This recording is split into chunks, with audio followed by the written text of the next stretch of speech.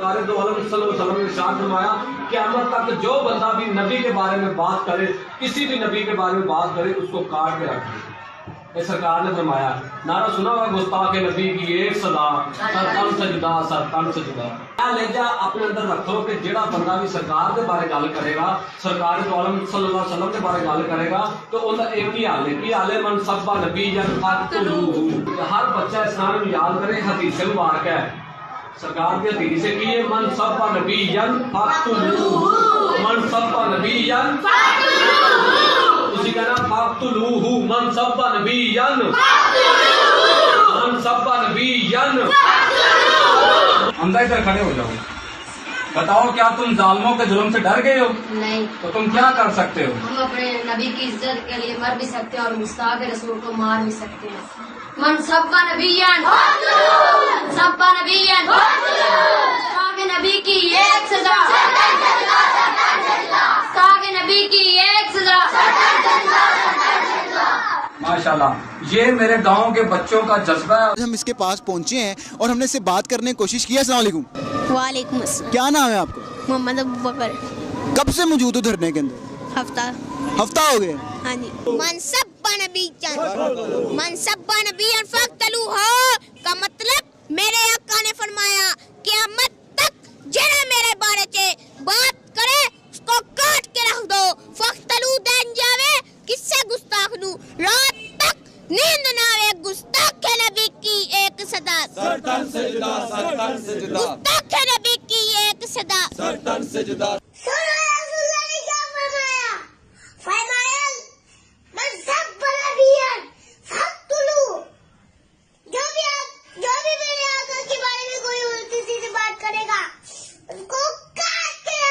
من سب نبيا من سب نبيا من سب نبيا من سب نبيا فقتلوه।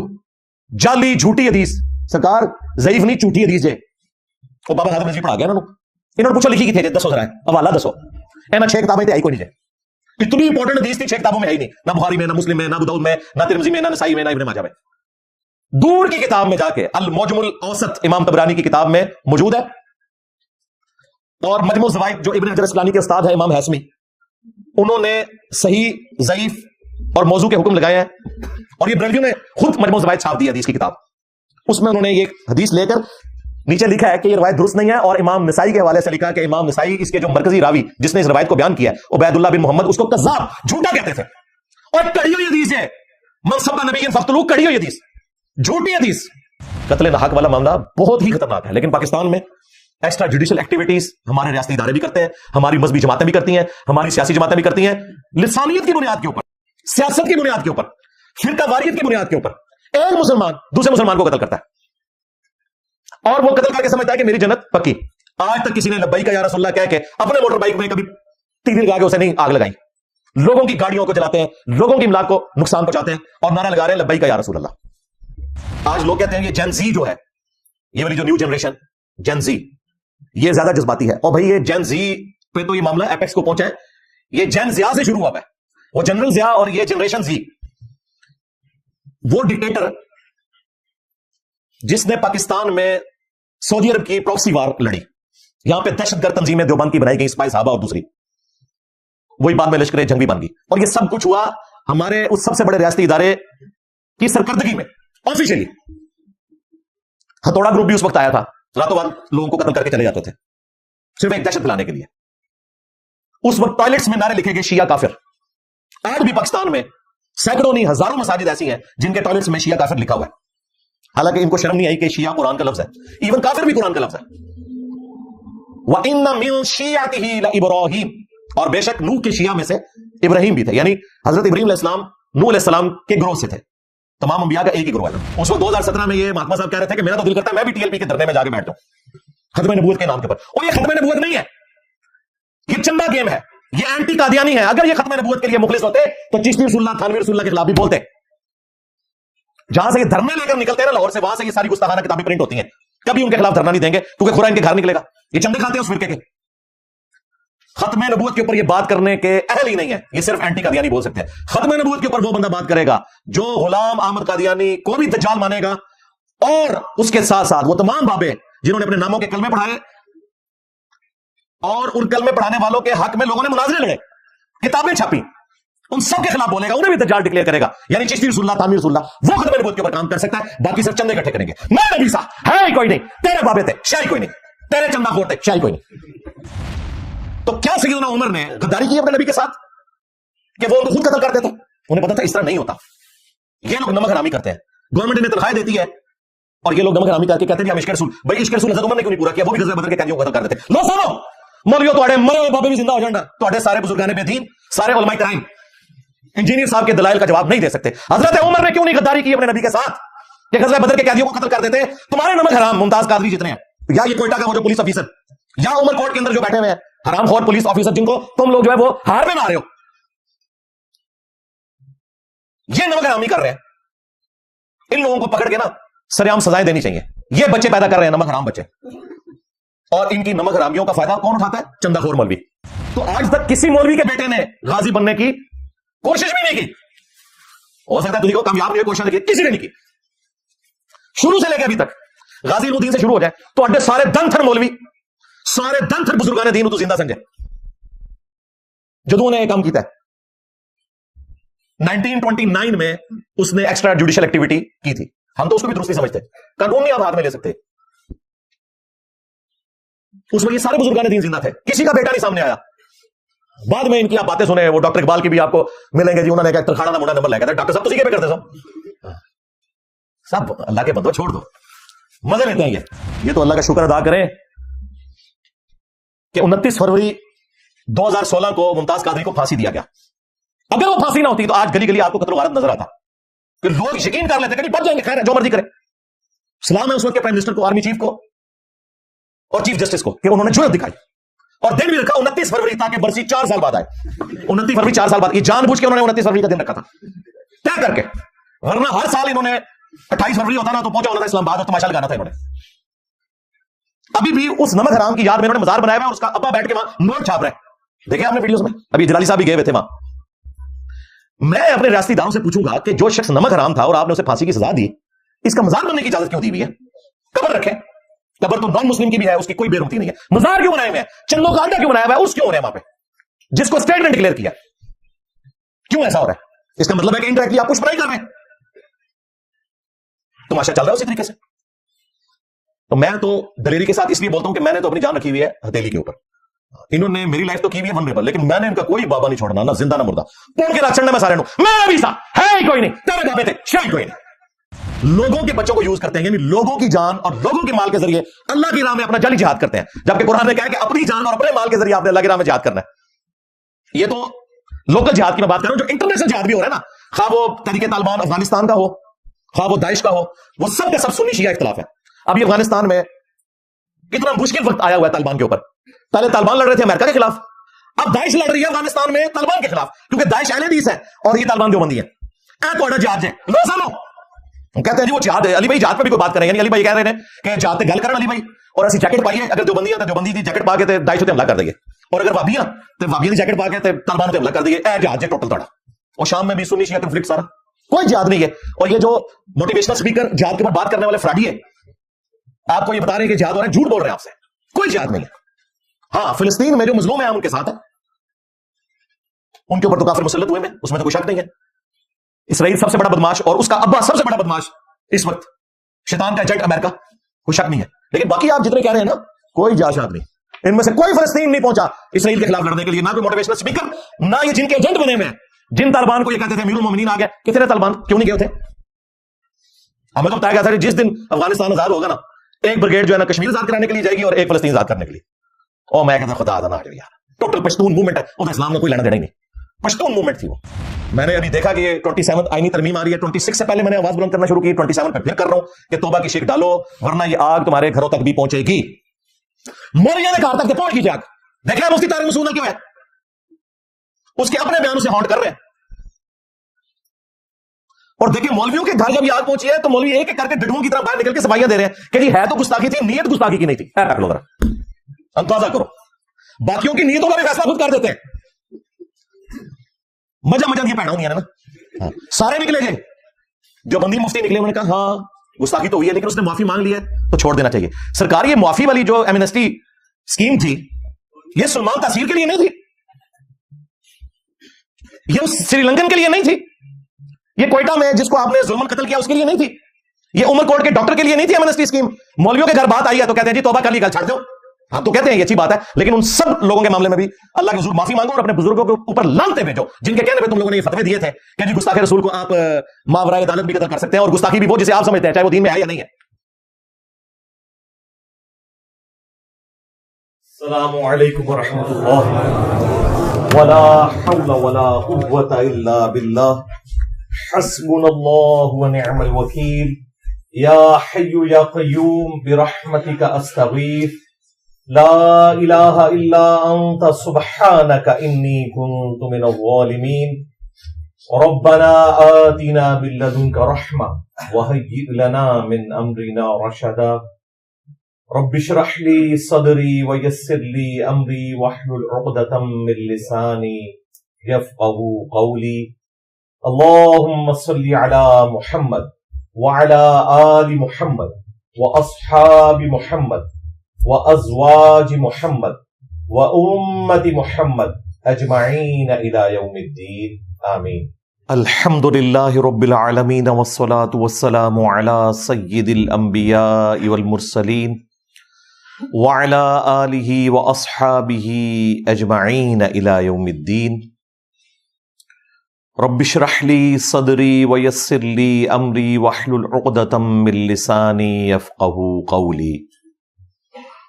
الحمدللہ آج 3 نومبر 2024 کو سنڈے کے دن ہمارا یہ پبلک سیشن نمبر 171 ہونے جا رہا ہے. آپ کے یہ ریئل ٹائم کوسچنز پرچیوں کی شکل میں میرے پاس آ چکے ہیں. انشاءاللہ تعالی میں انہیں بعد میں ڈسکس کروں گا. پہلے کرنٹ افیئر کے طور پر ایک کریٹیکل ایشو میں نے ڈسکس کرنا ہے,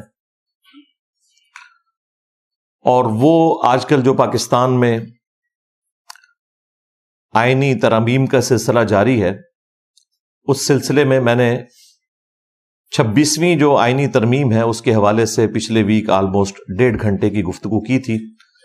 اسپیسیفکلی جو اس کا آرٹیکل 38F ہے جو اسلامک بینکنگ کے پوائنٹ آف ویو سے ہے اور پاکستان میں ربا کے خاتمے کے لیے 1973 کے آئین میں صرف ایک جنرل سٹیٹمنٹ دی گئی تھی کہ ربا ختم کیا جائے گا, سود ختم کیا جائے گا. لیکن اس 26th امینڈمنٹ کے اندر کانسٹیٹیوشن کی اس کی ڈیٹ بھی آ گئی ہے, اور وہ ہے 1 جنوری 2028. اس سے پہلے ربا فری کر دیا جائے گا پاکستان کی بینکنگ کو انشاءاللہ تعالی. آلریڈی بھی میجورٹی اب اس طرف شفٹ ہو رہے ہیں, کیونکہ میزان بینک نے جو ریکارڈ بزنس کیا ہے اس کے بعد سب لوگ پیسے کی لالچ میں, اسلام کی محبت میں نہیں, پیسے کی لالچ میں اسلامک بینکنگ کی طرف شفٹ ہو رہے ہیں. یہ ریالٹی ہے, میں پچھلی دفعہ اس کے اوپر بول چکا ہوں. اور اسلامک بینکنگ کیا ہے, کنونشنل بینکنگ سے اس کا فرق کیا ہے, ڈفرینسز میں نے بتائے تھے.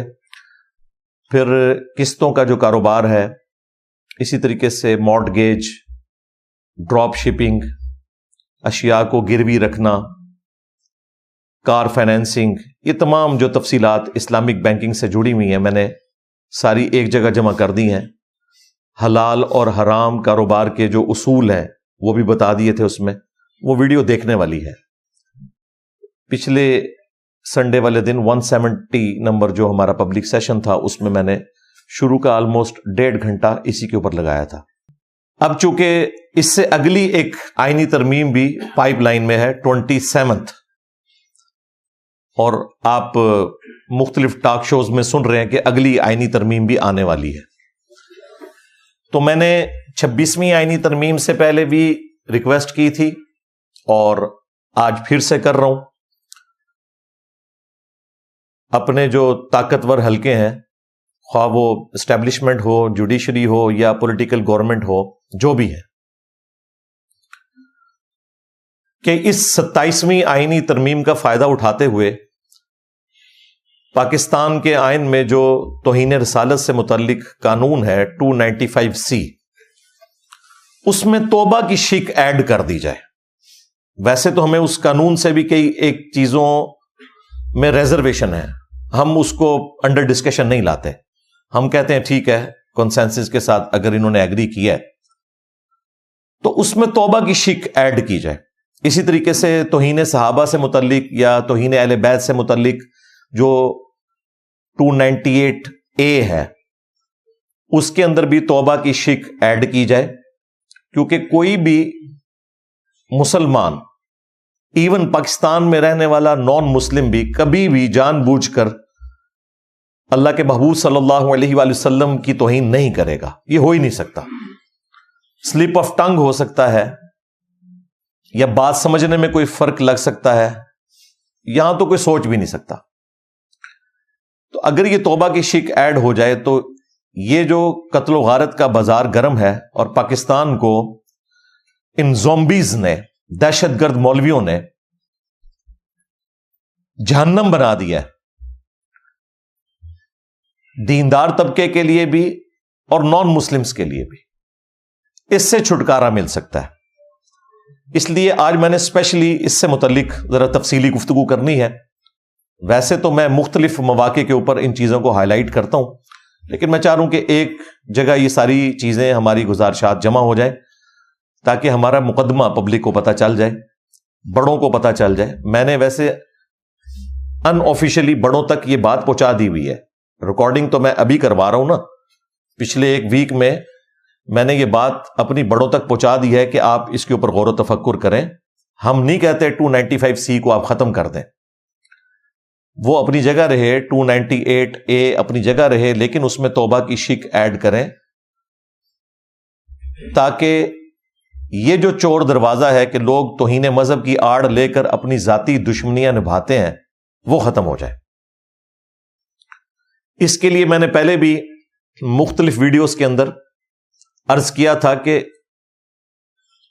توہین سے متعلق جتنے بھی قوانین ہیں ان میں جو سب سے بڑا سکم ہے وہ یہ ہے کہ توہین کی ڈیفینیشن واضح نہیں ہے کہ توہین کسے کہا جاتا ہے.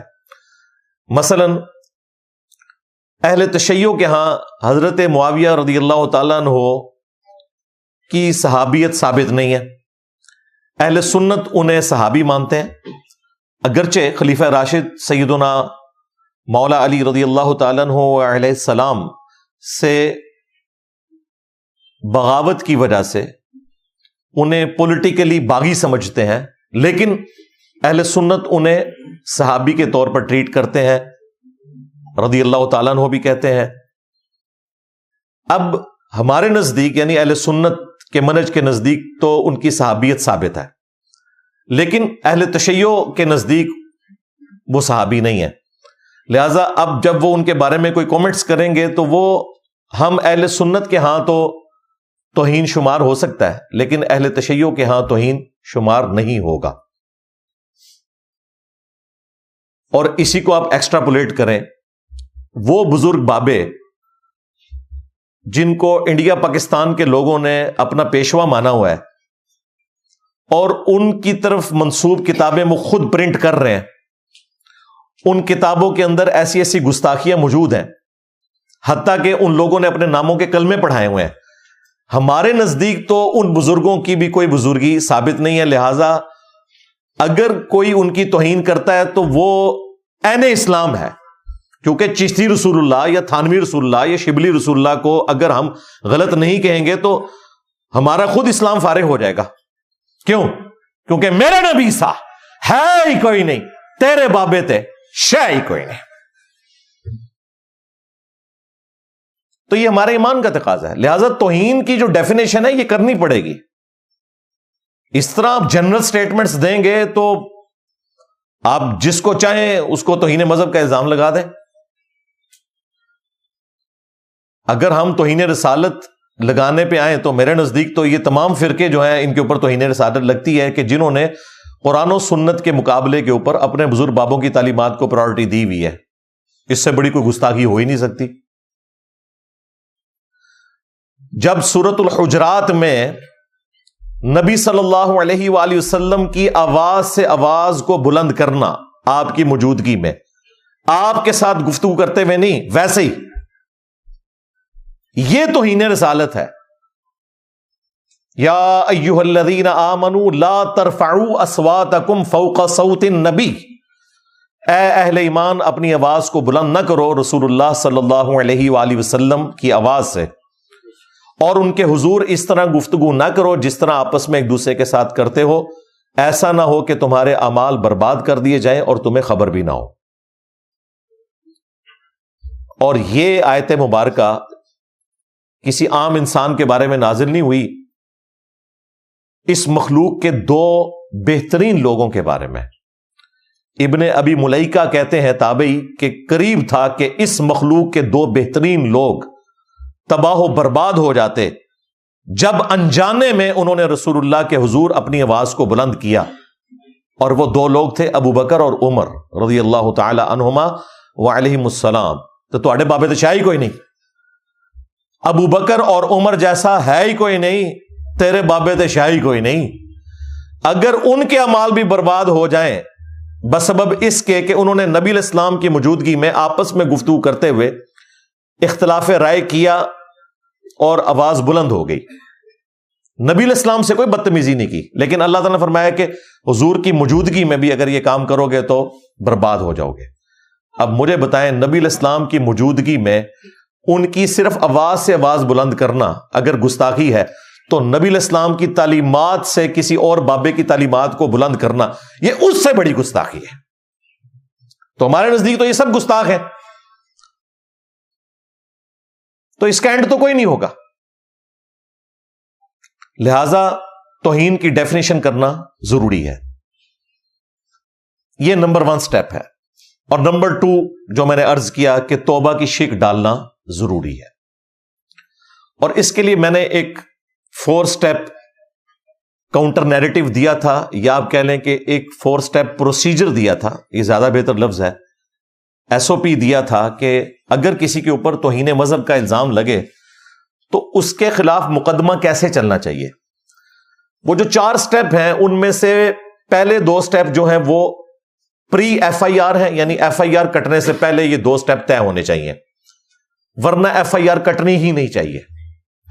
اور FIR کاٹنے کے بعد پھر 2 مزید سٹیپ ہیں. FIR کٹنے سے پہلے جو 2 سٹیپ ہیں ان میں سے نمبر 1 سٹیپ یہ ہے کہ سب سے پہلے یہ اسٹیبلش کیا جائے کہ جس شخص کے بارے میں یہ کلیم کیا جا رہا ہے کہ اس نے کوئی توہین کی ہے اس کا ایویڈنس کیا ہے، اس کی گواہی کیا ہے، ویڈیو کی شکل میں یا کوئی شخص گواہی دیتا ہے وہ سامنے آئے. جب یہ گواہی اسٹیبلش ہو جائے، ویڈیو آ جائے، اور ویڈیو کی فورینزک ہونی چاہیے. یہ نہ ہو کہ AI میں بنی ہوئی ویڈیوز تو آج کل مارکیٹ میں پھر رہی ہیں، کسی کے اوپر آپ کوئی بھی الزام لگا سکتے ہیں. اس کے بعد دوسرا سٹیپ طے کیا جائے کہ جس شخص کی طرف اس توہین کو منسوب کیا جا رہا ہے اس کا میڈیکل ٹیسٹ ہو کہ وہ شخص واقعی ذہنی طور پر درست ہے،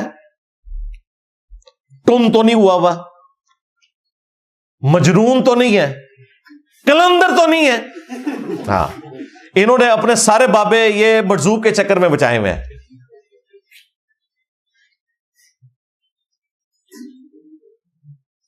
اگر وہ کلندر ہے، چاہے آدھا کلندر ہے چاہے پورا کلندر ہے، مجنون ہے، مجذوب ہے، یعنی کہ پاگل ہے دوسرے معنوں میں، جو انہوں نے ایک ٹرم ڈیوائز کی ہے شطحیات، بونگیاں، تو پھر میڈیکلی اسے جب پاگل ڈکلیئر کر دیا جائے تو پھر باپا جانی کے حوالے کر دیں کہ یہ لیں آپ کا ایک بزرگ آ گیا ہو، کیونکہ سارے پاگلوں کو پناہ انہوں نے دی ہوئی ہے. دادا صاحب کی گھوڑی، ہاں، انہیں کہہ دیا ایک گھوڑا اور سنبھالو.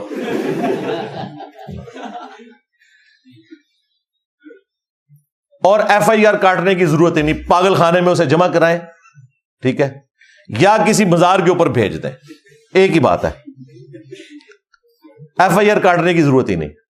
لیکن اگر یہ 2 سٹیپ طے ہو جاتے ہیں اور وہ بندے کا ذہنی توازن بھی ٹھیک ہے، یعنی کوئی وہ بزرگ بابا نہیں ہے، واقعی ایک نارمل انسان ہے، تو پھر FIR کاٹیں. اور تیسرا سٹیپ یہ طے کیا جائے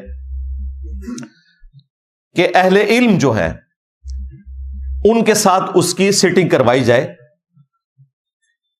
وہ اس کی کاؤنسلنگ کریں کہ بھائی یہ جو تم بات کر رہے ہو ان آیات اور احادیث کی روشنی میں یہ توہین رسالت بنتی ہے, اور تم اس کے باوجود اصرار کر رہے ہو کہ تم نے درست بات کی ہے, اور اس کے بعد تمہیں یہ سزا ہونے والی ہے, تو امید ہے کہ ادھر ہی وہ بیک فٹ پہ چلا جائے گا. اتنے بڑے بڑے لوگ, جس ملک کا آرمی چیف ڈر کی وجہ سے گھر میں محفل میلاد کرائے, باجوہ صاحب, اور عمرے پہ راتوں رات پہنچ کے وہاں سے تصویریں کھنچائے, ادھر عام بندے نے کدھر ٹکنا ہے؟ حالانکہ ان کے اوپر صرف الزام لگا تھا. تو علماء کے ساتھ ڈسکشن کے بعد خود بخود بیک فٹ پہ چلا جائے گا ایسا شخص. اور اگر ایسا نہیں ہوتا تو پھر چوتھا سٹیپ طے کیا جائے کہ اس کا کیس جوڈیشری میں بھیجا جائے اور پھر عدالت فیصلہ کرے. لیکن عدالت فیصلہ کرے گی پھر شواہد کی بنیاد کے اوپر. وہاں اس کو رائٹ ہونا چاہیے کہ وہ اپنا مقدمہ لڑے. عین ممکن ہے کہ علماء بھی اپنے فرقے کو دیکھ رہے ہوں, یہ پاسبلٹی موجود ہے. جوڈیشری کا کام یہ ہے کہ تمام اہل علم کو بلا کر, جو سٹیک ہولڈر ہیں, دلائل اکٹھے کر کے اس کے بعد جج کا کام ہے کہ فیصلہ کرے. یہ مولوی کا کام نہیں ہے کہ توہین رسالت کو وہ ڈیفائن کرے گا, کیونکہ بریلویوں کے جو مفتیاں ہیں وہ دیوبند اور اہل حدیث کے نزدیک مشرک ہیں, اور دیوبند اور اہل حدیث کے جو بزرگان دین ہیں بریلویوں کے نزدیک وہ گستاخ رسول ہے. جب آپ کی ڈگریوں کا, بزرگوں کا یہ حال ہے کہ ایک دوسرے کو مسلمان نہیں سمجھتے ہیں, اس ماحول کے اندر آپ ان مولویوں کے حوالے کریں گے کہ یہ بتائیں گے کہ کون توہین کر رہا ہے اور کون نہیں کر رہا, یہ جوڈیشری بتائے گی. اور جج جو ہوتا ہے نا, وہ ہر طرح کے معاملات کے اندر ڈیسیژن دیتا ہے ایکسپرٹ اوپینین لینے کے بعد. آپ دیکھتے ہیں کہ میڈیکل کا کوئی کیس ہوتا ہے تو اب جج نے تو ڈاکٹر کی ڈگری نہیں حاصل کی ہوئی, لیکن وہ ایکسپرٹس کو بلاتا ہے اور اس کا انٹلیکچوئل لیول اتنا ہوتا ہے کہ وہ چیزوں کو دیکھ کے فیصلہ کر دیتا ہے کہ کس کا موقف درست ہے. اس اعتبار سے جج جو ہے وہ ہر فن مولا ہوتا ہے, کیونکہ وہ ایکسپرٹس کو بلا کے اس کی بنیاد کے اوپر فیصلہ کرنے کی صلاحیت رکھتا ہے. کوئی بھی کیس آ جائے اس کے اوپر وہ ڈیسیژن کر سکتا ہے. لے گا ایکسپرٹ اوپینین انہی لوگوں سے کہ جن کی وہ فیلڈ ہے, لیکن اس کے بعد وہ فیصلہ عقل کی بنیاد کے اوپر شواہد کو دیکھتے ہوئے کر سکتا ہے. اور آپ دیکھتے ہیں کہ یہ آلموسٹ 100% کیسز توہین رسالت کے جھوٹ اور فراڈ کے اوپر مبنی ہوتے ہیں. کوئی توہین نہیں ہوئی ہوتی, لوگوں نے اپنی ذاتی دشمنیاں نبھائی ہوتی ہیں, اور یہ سلسلہ پاکستان میں عرصہ دراز سے جاری ہے. ہاں, تھوڑا وقت گزرتا ہے تو پتا چلتا ہے کہ جناب وہ جو فلاں کیس ہوا تھا نا, وہ جو ایک چھوٹی سی بچی جس کے کوڑے کے لفافے کے اندر چند ایک پیجز نکلے تھے قرآن پاک کے, وہ تو بیچاری کوڑا چنتی تھی اور اس کی کسی مولوی کے ساتھ کوئی ذاتی رنجش تھی, اس نے اس کے اوپر الزام لگا دیا. یہ بہت بعد میں پتا چلتا ہے. اس وقت تک تو عوام الناس نے ایسے شخص کو شہادت کے رتبے کے اوپر فائز کر دیا ہوتا ہے, کیونکہ پاکستان میں آپ کسی کے اوپر FIR کٹوا دینا پھر عوام فیصلہ کرتی ہے. جوڈیشری تک تو وہ کیس جاتا ہی نہیں ہے. ایون جوڈیشری اس کے حق میں بھی فیصلہ کر دے تب بھی عوام نہیں چھوڑتی. ہمارے اپنے جیلم شہر میں چند سال پہلے جماعت اسلامی سے تعلق رکھنے والے ایک عالم دین تھے, ان کے اوپر جھوٹا الزام لگایا گیا توہین مذہب کا.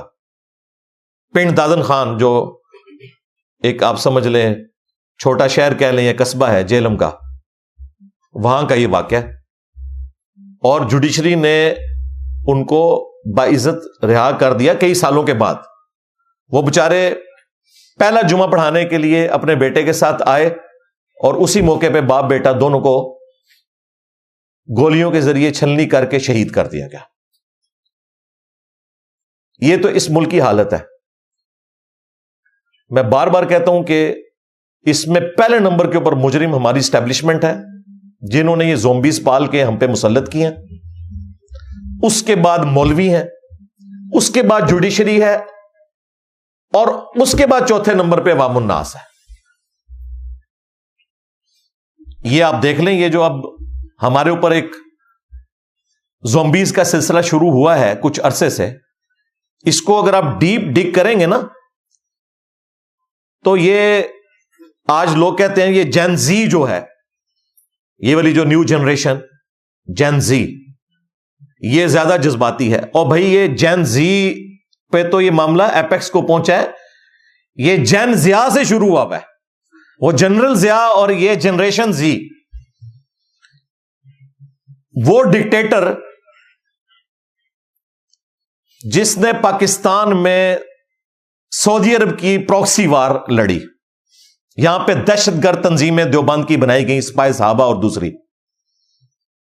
وہی بعد میں لشکر جنگی بن گئی، اور یہ سب کچھ ہوا ہمارے اس سب سے بڑے ریاستی ادارے کی سرکردگی میں آفیشلی۔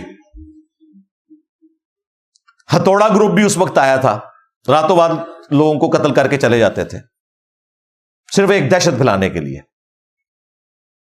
اس وقت ٹوائلٹس میں نعرے لکھے گئے شیعہ کافر۔ آج بھی پاکستان میں سینکڑوں نہیں ہزاروں مساجد ایسی ہیں جن کے ٹوائلٹس میں شیعہ کافر لکھا ہوا ہے، حالانکہ ان کو شرم نہیں آئی کہ شیعہ قرآن کا لفظ ہے، ایون کافر بھی قرآن کا لفظ ہے۔ وَإِنَّ مِن شِيعَتِهِ لَإِبْرَاهِيمَ، اور بے شک نوح کے شیعہ میں سے ابراہیم بھی تھے، یعنی حضرت ابراہیم علیہ السلام نوح علیہ السلام کے گروہ سے تھے۔ تمام انبیاء کا ایک ہی گروہ ہے نا۔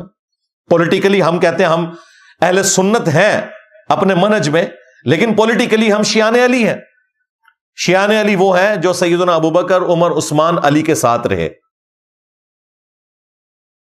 تو یہ ایک پولیٹیکل ٹرم کے طور پر ہم بھی اپنے آپ کو شیعہ سمجھتے ہیں، قرآن کا لفظ ہے، لیکن اس وقت لوگوں نے مزے لیے اور یہ سلسلہ چلتا رہا قتل و غارت کا، کیونکہ 1979 میں انقلاب آ گیا تھا ایران میں۔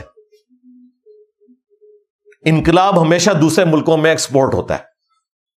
سعودیہ کو فکر پڑ گئی، یہاں ایک دیوبندی ان کے پاس اویلیبل تھا، جنرل ضیاء، جو لال مسجد میں نماز پڑھتا تھا، دیوبندیوں کی مسجد تھی، تو انہوں نے پراکسی وار یہاں پہ شروع کروا دی پیسے دے کے کہ اگر یہاں پہ انگیج رہیں گے تو پھر سعودیہ کی طرف نہیں آئے گا شیعہ انقلاب، اور یہاں پہ بڑے بڑے شیعہ علماء کو قتل کیا گیا بغیر کسی وجہ کے۔ امام بارگاہوں میں اور شیعہ کی مساجد کے اندر آئے دن دھماکے ہوتے تھے، یہ تماشا چلتا رہا۔ لیکن دیکھیں قدرت انتقام لیتی ہے، جن لوگوں نے یہ کام کروایا ان پہ پھر یہی لوگ مسلط ہو گئے، کیونکہ بعد میں جب مشرف آیا اور اس سے وہ لال مسجد والی ایکٹیویٹی ہوئی 2007 میں، اس کے بعد خود کش حملوں کا سلسلہ شروع ہو گیا پاکستان کے ریاستی اداروں کے اوپر۔ وہ ریاستی ادارے جنہوں نے انہی دیوبندیوں کو شیعہ کو قتل کرنے کے لیے استعمال کیا تھا، وہی دیوبندی ان ریاستی اداروں کے اوپر مسلط ہو گئے۔ کوئی دن نہیں گزرتا تھا کہ کہیں نہ کہیں پاکستان میں کوئی دھماکہ ہوتا تھا۔ ہاں 2 3 4 ہوتے تھے، اگر 4 نہ ہو تو 3 3 نہ ہو تو 2، نہیں تو 1 ضرور ہوتا تھا، اور ہزاروں لوگ قتل ہوئے۔ اور اس کا ایپیکس آیا اے پی ایس کا جب واقعہ ہوا 16 دسمبر 2014، پھر ہمارے اداروں کو ہوش آیا کہ جناب یہ تو معاملہ بگڑ گیا۔ پھر سب سر جوڑ کر بیٹھے، انہوں نے ضرب عزب کے نام سے ایک فوجی آپریشن لانچ کیا، اور انہی مولویوں کو جن کو یہ یوز کر چکے تھے، جو ماڈرن فارم میں پھر فتنہ الخوارج بن گیا، یعنی کہ ٹی ٹی پی، تحریک طالبان پاکستان، ان کی سرکوبی کے لیے انہوں نے یہ سارا سلسلہ شروع کر دیا۔ یہ سلسلہ جاری تھا، بیچ میں ایک اور آفت ٹوٹی کہ ہمیں گوروں نے بتایا کہ جناب اپنے گھر کی صفائی کریں، FATF کی تلوار ہمارے اوپر انہوں نے لٹکائی کہ آپ کو ہم پھر بلیک لسٹ کر دیں گے, دنیا میں آپ پھر ذلیل و خوار ہو جائیں گے. یہ جو آپ کی منی لانڈرنگ ہو رہی ہے کہ دہشت گردوں کو فنڈنگ ہوتی ہے, اس کا کچھ کریں. پھر انہوں نے رد الفساد شروع کیا. اب یہ ضرب عزب حافظہ اللہ تعالی اور رد الفساد حافظہ اللہ تعالی, اور سب سے بڑھ کر FATF دامت برکاتہم عالیہ, اس کی برکت سے کوئی پاکستان سکون میں آیا. ادروائز یقین کریں کہ اس وقت جو صورتحال تھی وہ آپ کے سامنے ہے.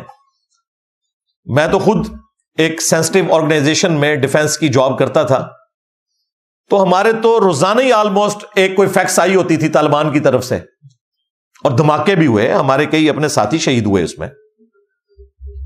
حالانکہ ہمارے ادارے کا کوئی ڈائریکٹلی لینا دینا نہیں تھا, لیکن انہوں نے پھر نہیں دیکھا کہ یہ اٹامک انرجی کا ادارہ ہے یا ڈائریکٹلی فوج کا ادارہ ہے یا فوج کو سپورٹو کوئی ایجنسی ہے یا پولیس کا ادارہ ہے جو ایک سیولین ایجنسی ہے.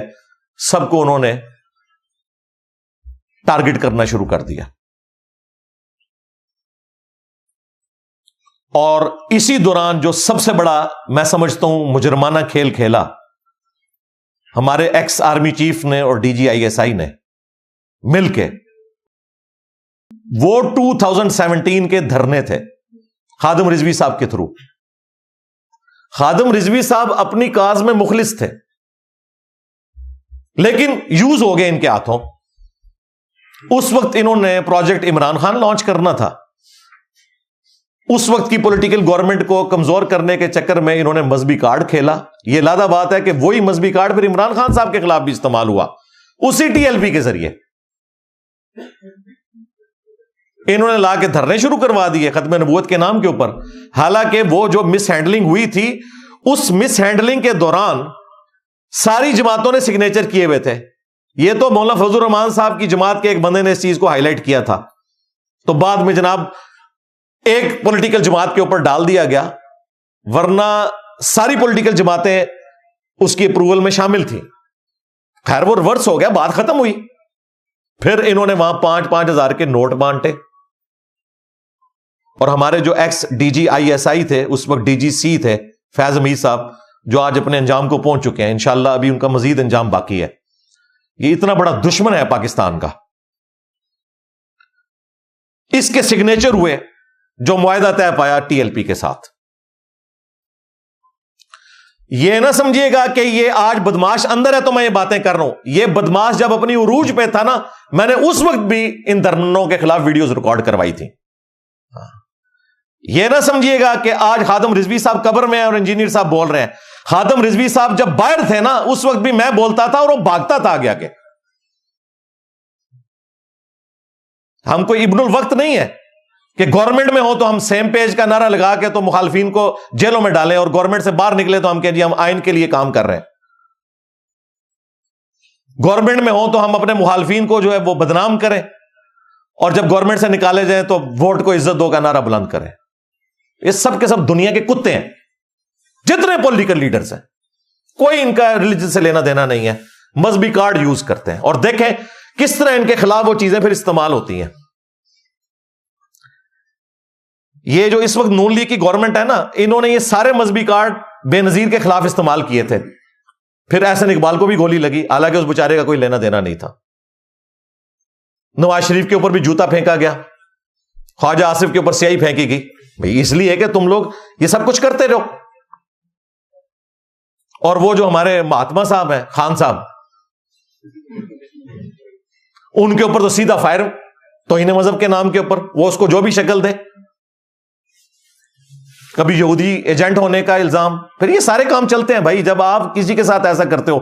اس وقت 2017 میں یہ مہاتما صاحب کہہ رہے تھے کہ میرا تو دل کرتا ہے میں بھی TLP کے دھرنے میں جا کے بیٹھ جاؤں ختم نبوت کے نام کے اوپر. اور یہ ختم نبوت نہیں ہے, یہ چندہ گیم ہے, یہ اینٹی قادیانی ہے. اگر یہ ختم نبوت کے لیے مخلص ہوتے تو چشتی رسول اللہ, تھانوی رسول اللہ کے خلاف بھی بولتے. جہاں سے یہ دھرنے لے کر نکلتے ہیں نا لاہور سے, وہاں سے یہ ساری گستاخانہ کتابیں پرنٹ ہوتی ہیں. کبھی ان کے خلاف دھرنا نہیں دیں گے کیونکہ کھرا ان کے گھر نکلے گا. یہ چندے کھاتے ہیں اس فرقے کے. ختم نبوت کے اوپر یہ بات کرنے کے اہل ہی نہیں ہے, یہ صرف اینٹی قادیانی بول سکتے ہیں. ختم نبوت کے اوپر وہ بندہ بات کرے گا جو غلام احمد قادیانی کو بھی دجال مانے گا, اور اس کے ساتھ ساتھ وہ تمام بابے جنہوں نے اپنے ناموں کے کلمے پڑھائے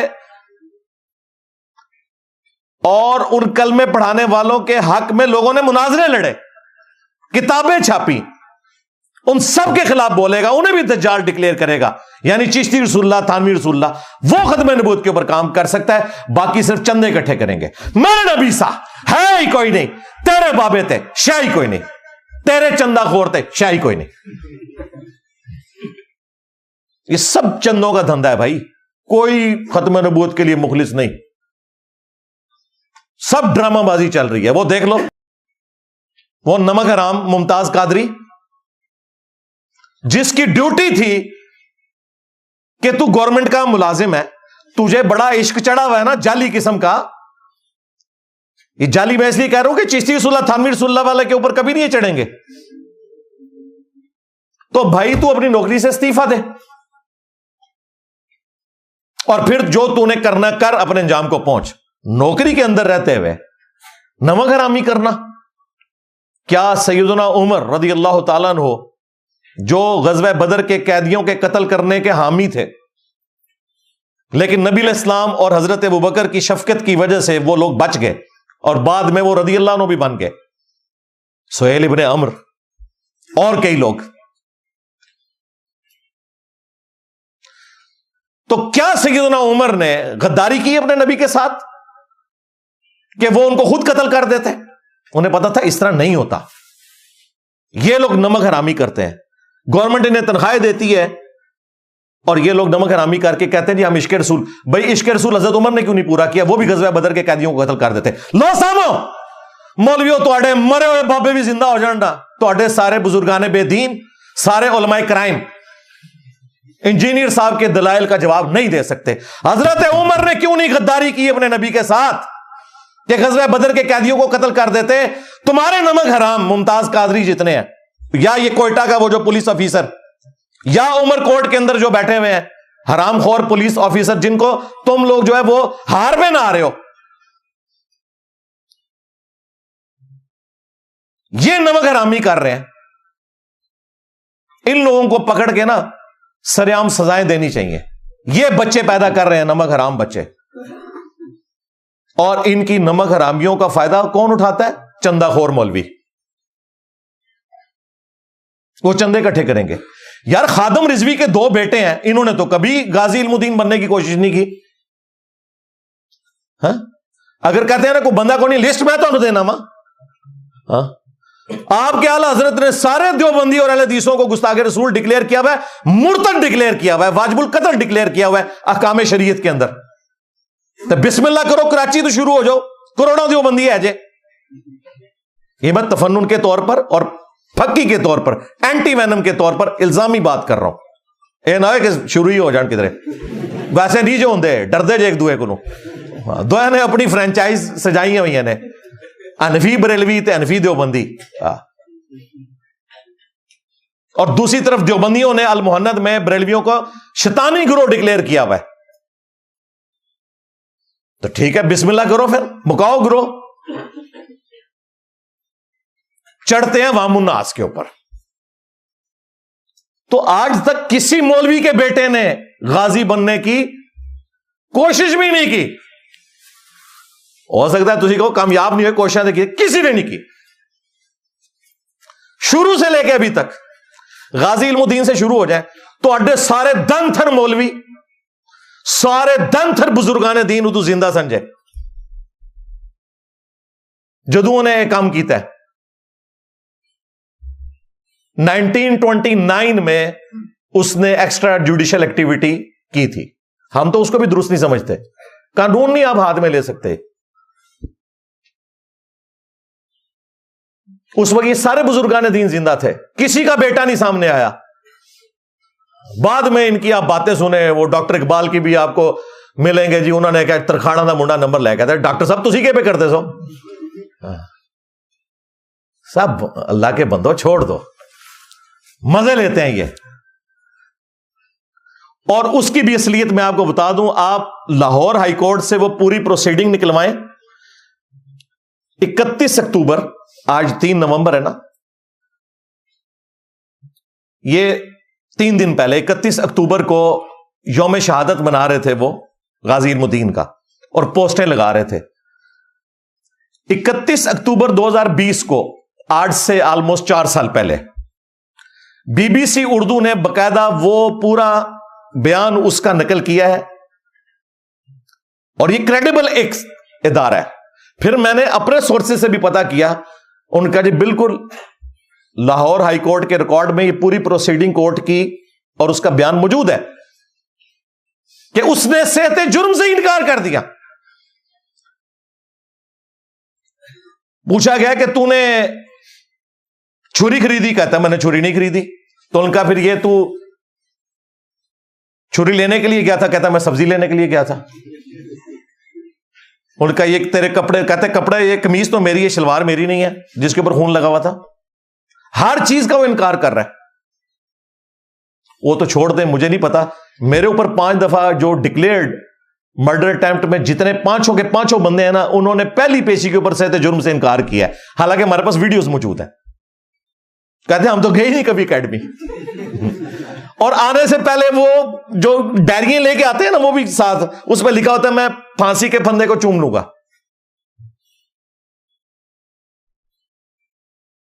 तो ये मौलवियों के बच्चे क्यों नहीं सामने आते?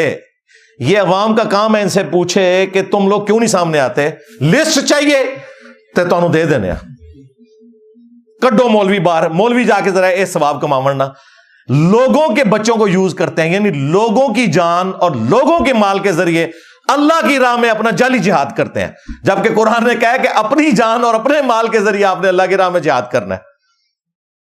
ये तो लोकल जिहाद की मैं बात कर रहा हूं, जो इंटरनेशनल जिहाद भी हो रहा है ना, खा वो तहरीके तालिबान अफगानिस्तान का हो, खा वो दाइश का हो, वो सब का सब सुन्नी शिया इख्तलाफ है।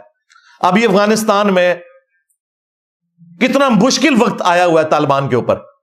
पहले तालिबान लड़ रहे थे अमेरिका के खिलाफ, अब दाइश लड़ रही है अफगानिस्तान में तालिबान के खिलाफ, क्योंकि दाइश अहले हदीस है और ये तालिबान देवबंदी है। ए तो जिहाद जे लो सामो कहते हैं जी वो जिहाद। अली भाई जिहाद पे भी कोई बात करें, यानी अली भाई ये कह रहे हैं कि जिहाद ते गल करन अली भाई, और असी जैकेट पाइए, अगर देवबंदियां तो देवबंदी जी जैकेट पा के ते दाइश उते हमला कर दईए, और अगर वाबियां तो वाबियां दी जैकेट पा के ते तालिबान उते हमला कर दईए। ए जिहाद जे टोटल तोड़ा। और शाम में भी सुन्नी शिया कन्फ्लिक्ट, सारा कोई जिहाद नहीं है। और ये जो मोटिवेशनल स्पीकर जिहाद के ऊपर बात करने वाले फ्राडिये आपको ये बता रहे हैं कि जिहाद हो रहा है, झूठ बोल रहे हैं आपसे, कोई जिहाद नहीं है। हां, फिलिस्तीन में जो मजलूम है हम उनके साथ हैं, उनके ऊपर तो काफिर मुसल्लत हुए हैं, उसमें तो कोई शक नहीं है। इसराइल सबसे बड़ा बदमाश और उसका अब्बा सबसे बड़ा बदमाश इस वक्त शैतान का एजेंट अमेरिका, कोई शक नहीं है। लेकिन बाकी आप जितने कह रहे हैं ना, कोई जाशात नहीं, इनमें से कोई फिलिस्तीन नहीं पहुंचा इसराइल के खिलाफ लड़ने के लिए, ना कोई मोटिवेशनल स्पीकर, ना ये जिनके एजेंट बने हुए हैं, जिन तालिबान को ये कहते थे अमीरुल मोमिनीन आ गए। कितने तालिबान क्यों नहीं गए थे? हमें तो बताया गया था कि जिस दिन अफगानिस्तान आजाद होगा ना, एक ब्रिगेड जो है ना कश्मीर आजाद कराने के लिए जाएगी और एक फलस्तीन आजाद करने के लिए। और मैं कहता खुदा दा ना यार, टोटल पश्तून मूवमेंट है, उधर इस्लाम में कोई लेना देना ही नहीं, पश्तून मूवमेंट थी वो। तो ये सारे के सारा तमाशा चल रहा है। यहां पे भी ये जो जिहाद और क़िताल के नाम के ऊपर और जो तौहीन मजहब के नाम के ऊपर मुसलमानों को कत्ल कर रहे हैं, आए दिन वाकयात आप देख ले। श्रीलंकन का कत्ल हुआ एक स्टिकर के ऊपर जिसका कोई लेना देना ही नहीं था, उस बेचारे को पता ही नहीं था। उसके बाद जड़ामाला में दर्जनों चर्च इन्होंने जलाए। फिर स्वात इंसिडेंट हुआ, सरगोदा में हुआ, कोयटा में हुआ। और ये जो उमरकोट वाला है, पहली दफा मैं सिंधियों को सलाम कहता हूं कि उन्होंने जुर्रत दिखाई है और वो पब्लिकली बाहर निकले हैं और उन नमक हराम पुलिस ऑफिसर्स को उन्होंने एक्सपोज किया है कि यार वो बंदा, उस बेचारे ने कोई तौहीन नहीं की हुई थी। उसने तो आके खुद बताया जी काफी अरसे से मेरा फेसबुक हैक हुआ है, اس کا کچھ کریں. اور اس نے گرفتاری بھی دی ایک پیپلز پارٹی کے منسٹر کے کہنے کے اوپر, لیکن انہوں نے پولیس مقابلے میں مروا دیا. یہ اسٹیبلش ہو چکا ہے, یہ پولیس کی اپنی فائنڈنگ ہے. ہمیں ان لوگوں کا انجام بھی دکھایا جانا چاہیے نا, ٹی وی میں رپورٹ ہونا چاہیے کہ ان حرام خوروں کے ساتھ, نمک حرامی کرنے والوں کے ساتھ جوڈیشری نے کیا کیا. یہ زومبیز جو ہم پہ مسلط کیے ہوئے ہیں اور پاکستان کو رہنے کے قابل نہیں چھوڑا ان لوگوں نے. اس لیے میں نے تو بھائی اپنی جان رکھی ہوئی ہے ہتھیلی کے اوپر. پہلے تو میں پھر بھی تھوڑے بہت کوئی ڈھکے چھپے الفاظ استعمال کرتا تھا, اب تو بالکل میں ننگے الفاظ استعمال کرتا ہوں, کوئی لحاظ نہیں کسی کا کرنا. جب ان بے شرموں کو کوئی لحاظ نہیں ہے کہ اسلام کی بھی بدنامی کر رہے ہیں اور پاکستان کو مسلمانوں کے لیے بھی انہوں نے رہنے کے قابل نہیں چھوڑا. یہی وجہ ہے کہ یہاں جب مسلمانوں سے خطرہ ہوتا ہے تو نان مسلم کنٹریز میں جا کے پناہ لیتے ہیں اور وہاں جا کے ان کو بتاتے ہیں جی اسلام جو ہے وہ امن کا دین ہے.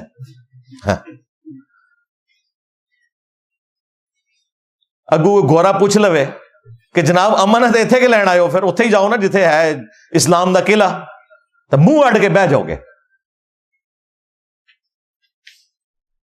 اب بھی اگر ان کو حیا نہیں آتی ہے اور یہ تماشا چلتا رہتا ہے توہین مذہب کے نام کے اوپر, اور ہم لوگ مجرمانہ طور پر خاموشی اختیار کرتے ہیں, تو اللہ کے حضور ہماری کوئی معافی نہیں ہے. میں تو اپنا فرض بار بار ادا کرتا ہوں.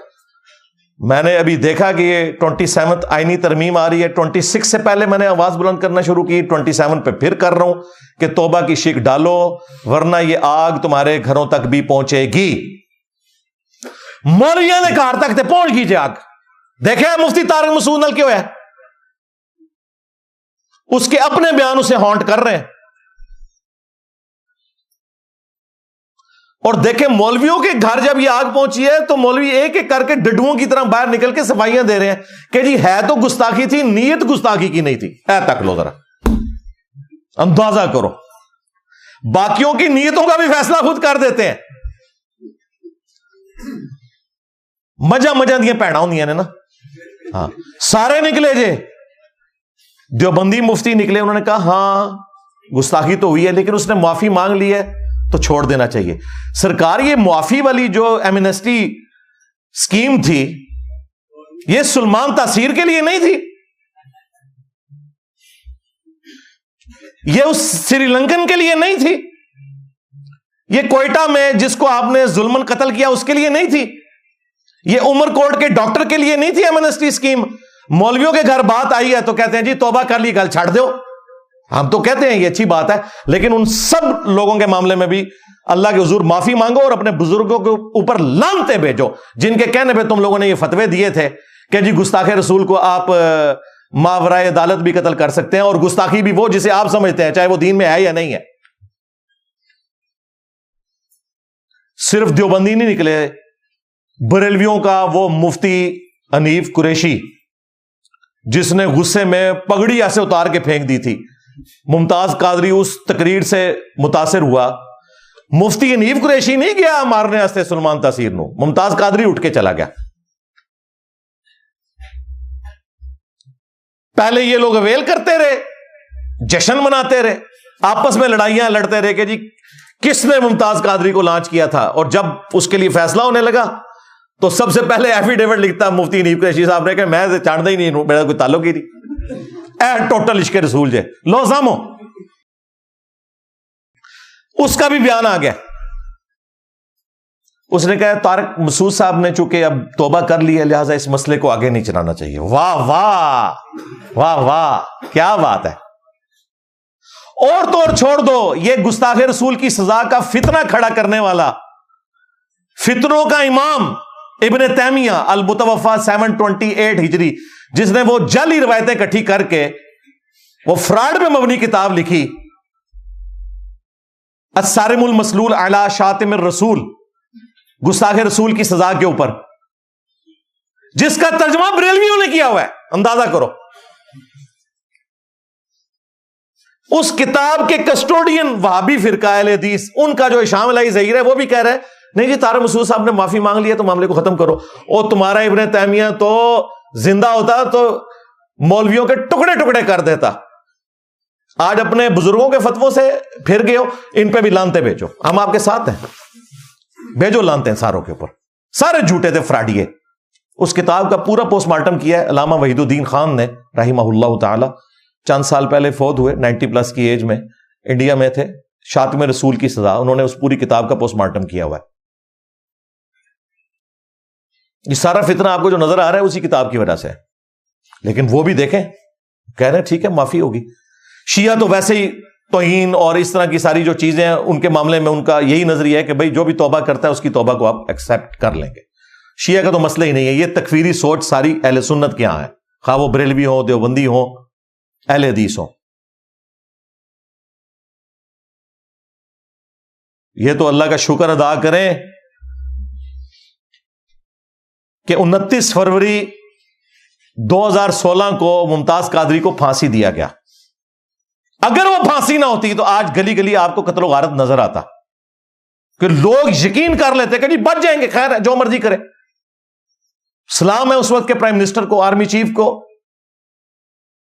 اور چیف جسٹس کو کہ انہوں نے جرأت دکھائی اور دن بھی رکھا 29 فروری تاکہ برسی 4 سال بعد آئے. 29 فروری 4 سال بعد, یہ جان بوجھ کے انہوں نے 29 فروری کا دن رکھا تھا طے کر کے, ورنہ ہر سال انہوں نے 28 فروری ہوتا نا تو پہنچا ہونا تھا اسلام آباد اور تماشا لگانا تھا انہوں نے. ابھی بھی اس نمک حرام کی یاد میں انہوں نے مزار بنایا ہوا ہے اور اس کا ابا بیٹھ کے وہاں نوٹ چھاپ رہا ہے, دیکھیں آپ نے ویڈیوز میں. ابھی یہ جلالی صاحب بھی گئے ہوئے تھے وہاں. میں اپنے ریاستی اداروں سے پوچھوں گا کہ جو شخص نمک حرام تھا اور آپ نے اسے پھانسی کی سزا دی, اس کا مزار بننے کی اجازت کیوں دی ہوئی ہے؟ قبر رکھیں, قبر تو نان مسلم کی بھی ہے, اس کی کوئی بے رحمتی نہیں ہے. مزار کیوں بنائے ہوئے ہیں؟ چندوں کا اڈا کیوں بنایا ہوا ہے؟ عرس کیوں ہو رہے ہیں وہاں پہ جس کو اسٹیٹ نے ڈکلیئر کیا؟ کیوں ایسا ہو رہا ہے؟ اس کا مطلب ہے کہ انڈائریکٹلی آپ پش پناہی کر رہے ہیں, تماشا چل رہا ہے اسی طریقے سے. تو میں تو دلیری کے ساتھ اس لیے بولتا ہوں کہ میں نے تو اپنی جان رکھی ہوئی ہے ہتھیلی کے اوپر. انہوں نے میری لائف تو کی ہوئی ہے ونریبل, لیکن میں نے ان کا کوئی بابا نہیں چھوڑنا, نہ زندہ نہ مردہ.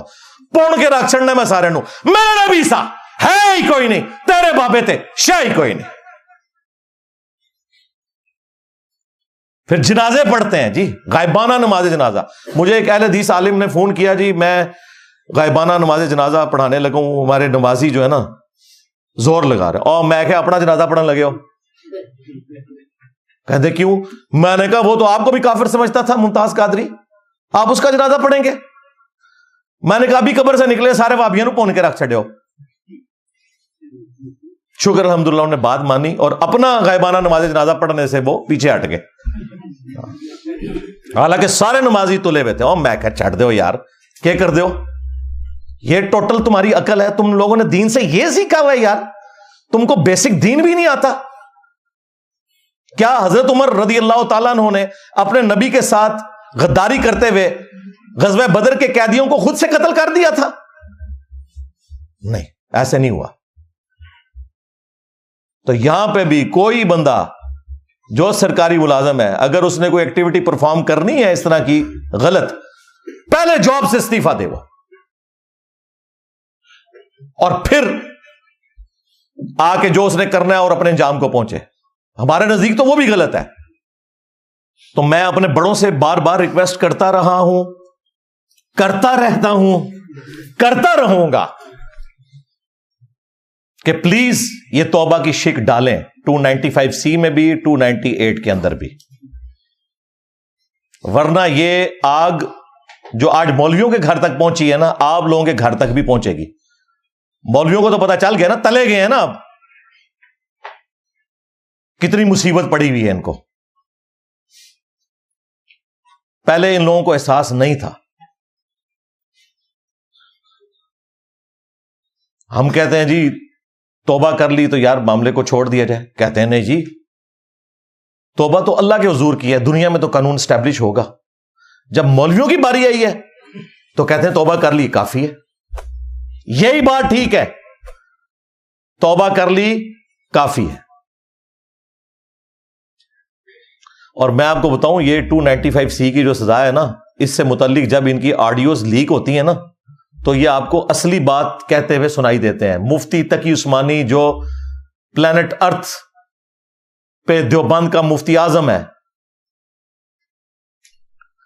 اور حنفی فقہ کو بھی سمجھتا ہے، اس کی ایک آڈیو لیک ہوئی ہے جس میں اس نے خود مانا ہے کہ حنفیوں کے نزدیک غیر مسلم اگر توہین رسالت کرے تو اسے قتل نہیں کیا جائے گا، اور مسلمان کرے تو بھی کہتے ہیں اس کی سزا کوئی نہیں ہے.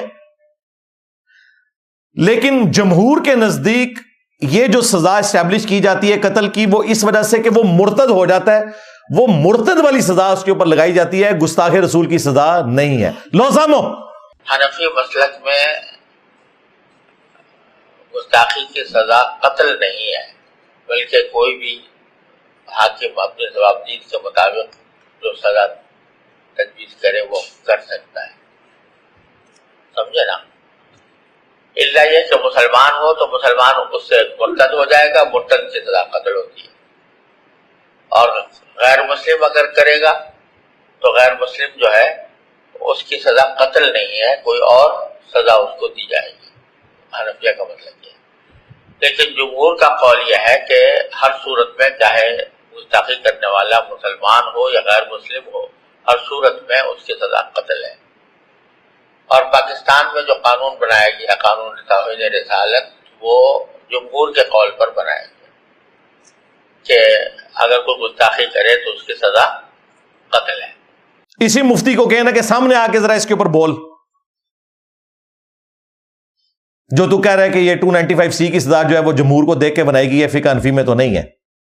یہی بات غامدی صاحب نے کی تھی تو مفتی منیب الرحمان جو پلانٹ ارتھ پہ مفتی اعظم ہے بریلویوں کا، وہ بھڑک اٹھا تھا کہ بتائیں فقہ حنفی میں کیا سزا ہے. تو توبہ والا معاملہ اللہ اور بندے کا ہے، بالکل درست ہے. لیکن جب اللہ نے معاف کر دیا ہے تو آپ کوئی اللہ سے بڑی عدالت ہے کہ آپ سے بھی فیصلہ لینا پڑے گا. سورت الفرقان سورت نمبر 25 آیت نمبر 68 سے 70،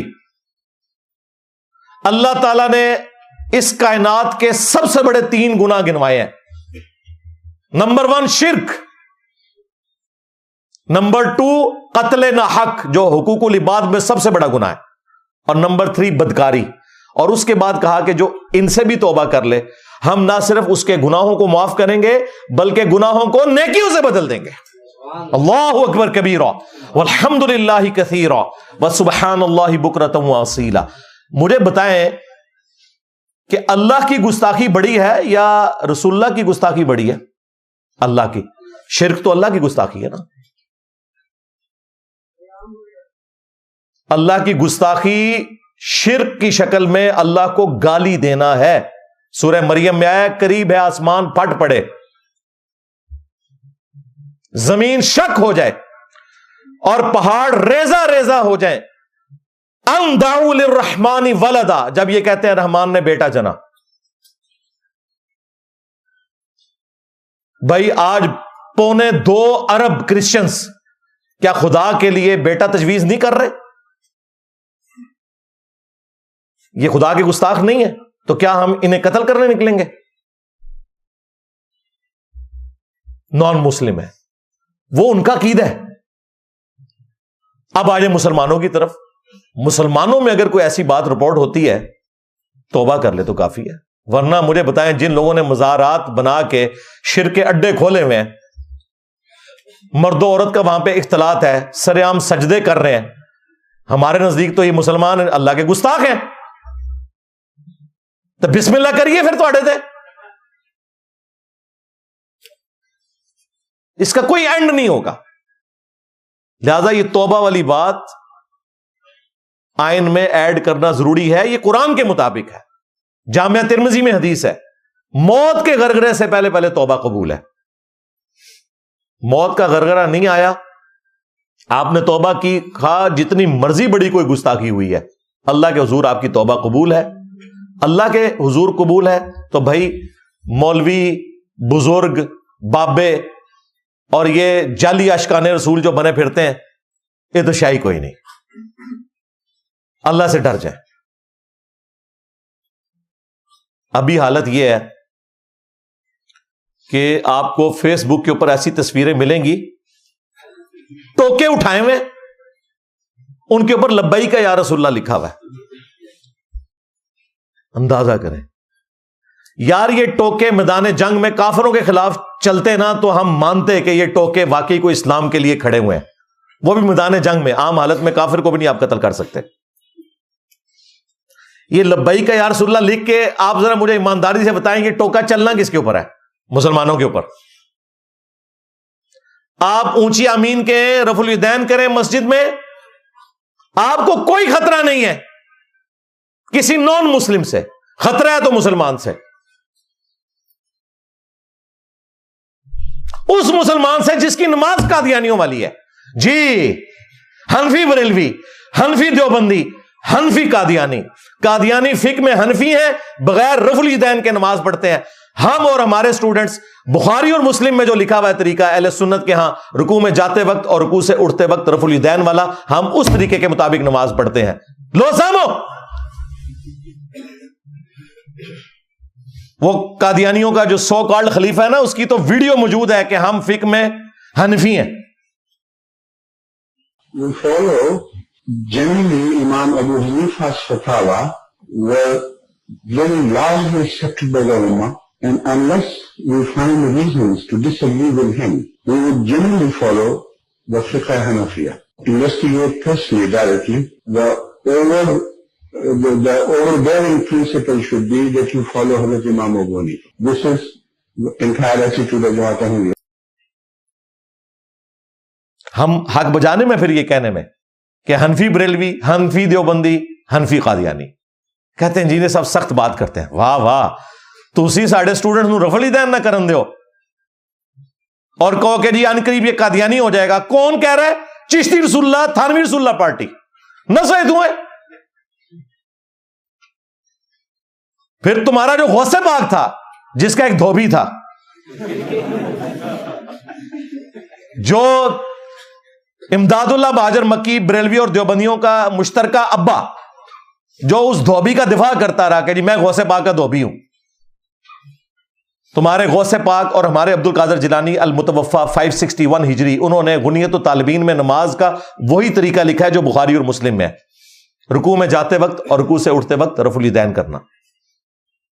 नहीं जी, वो हम्बली थे। तुझी क्यों हनफी हो फिर? वैसे उन्होंने लिखा मैं हम्बली हूं। तुम्हारे पीर को ज्यादा नमाज आती थी कि तुम्हें आती है? तुम तो कहते हो ये मक्खियां मारते हैं। आजकल वैसे नया वर्जन निकाला नहीं, सारे तरीके साबित है। नसो तू है, झूठे हो। कल तक कहते सो बुत रख के आंदे, उन कहते सारे तरीके साबित ने। असल विच ना अपनी दुम कटी हुई है तो चाहते सब की काट दे।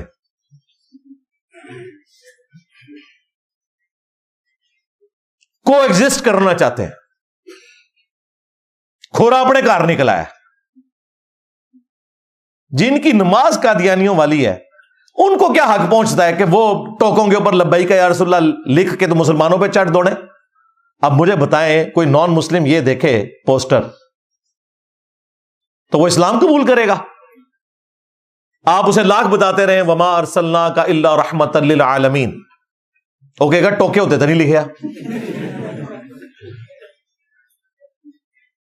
छोटे छोटे बच्चे स्कूल के, कॉलेजेस के, उनके टीचर्स नमक हराम टीचर्स, गवर्नमेंट ने इस काम के लिए उन्हें नहीं रखा था। छोटे छोटे बच्चों को नारे लगवा रहे हैं, गुस्ताखे रसूल की एक ही सजा, सरतन से जुदा, सरतन से जुदा। सरकार दो आलम सल्लल्लाहु अलैहि वसल्लम ने इरशाद फरमाया, क़यामत तक जो बंदा भी नबी के बारे में बात करे, किसी भी नबी के बारे में बात करे, उसको काट के रखे। ये सरकार ने फरमाया। नारा सुना होगा गुस्ताखे नबी की एक सदा, सरतन से जुदा, सरतन से जुदा। लेजा अपने अंदर रखो कि जेड़ा बंदा भी सरकार के बारे गल करेगा, सरकार दो आलम सल्लल्लाहु अलैहि वसल्लम के बारे गल करेगा, तो उनका एक ही हाल है कि आले मन सब्बा नबी जन फक्तुलूहु। हर बच्चा इस्लाम में याद करे, हदीस मुबारक है सरकार की हदीस से कि मन सब्बा नबी जन फक्तुलूहु, मन सब्बा नबी जन उसी का नाम फक्तुलूहु, मन सब्बा नबी जन, मन सब्बा नबी जन। अंदर इधर खड़े हो जाओ। बताओ क्या तुम जालिमों के जुल्म से डर गए हो? नहीं, तो तुम क्या कर सकते हो? हम अपने नबी की इज्जत के लिए मर भी सकते हैं और गुस्ताख रसूल को मार भी सकते हैं। मन सब्बा नबियन सब्बा नबियन गुस्ताख नबी की एक सजा, गुस्ताख नबी की एक सजा। माशाल्लाह, ये मेरे गांव के बच्चों का जज्बा है। आज हम इसके पास पहुंचे हैं और हमने इससे बात करने की कोशिश की है। अस्सलाम वालेकुम। वालेकुम अस्सलाम। क्या नाम है आपका? मोहम्मद अबू बकर। कब से मौजूद हो धरने के अंदर? हफ्ता हो गया। हाँ जी। मनसब्बा नबीयन फक्तलूहा का मतलब मेरे आका ने फरमाया क़यामत तक जिन्हें मेरे बारे में बात करे उसको काट के रख दो। फक्तलू देन जावे किससे गुस्ताख नू रात तक नींद ना आवे। गुस्ताख नबी की एक सदा, गुस्ताख नबी की एक सदा।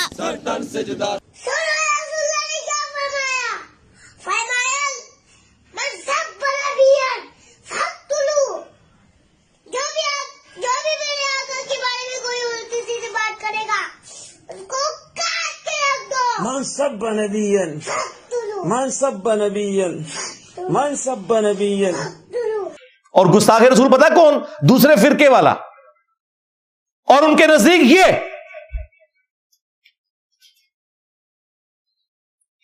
چھوٹے چھوٹے بچے تلواریں اٹھائی ہوئی ہیں لکڑی کی. من سب نبی فقتلوہ، جعلی جھوٹی حدیث. سرکار ضعیف نہیں جھوٹی حدیث جے. وہ بابا خادم رضوی پڑھا گیا انہوں نے پوچھو لکھی کی تھے جے دسو ذرا حوالہ دسو. اینا 6 کتابیں تے آئی کوئی نہیں جے. اتنی امپورٹنٹ حدیث تھی 6 کتابوں میں ہے ہی نہیں، نہ بخاری میں، نہ مسلم میں، نہ ابو داؤد میں، نہ ترمذی میں، نہ نسائی میں، نہ ابن ماجہ میں. دور کی کتاب میں جا کے المعجم الاوسط امام طبرانی کی کتاب میں موجود ہے.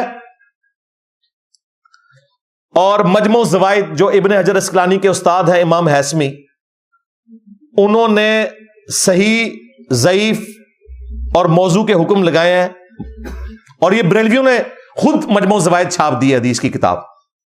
اس میں انہوں نے یہ حدیث لے کر نیچے لکھا ہے کہ یہ روایت درست نہیں ہے، اور امام نسائی کے حوالے سے لکھا کہ امام نسائی اس کے جو مرکزی راوی جس نے اس روایت کو بیان کیا ہے عبید اللہ بن محمد، اس کو کذاب، جھوٹا کہتے تھے.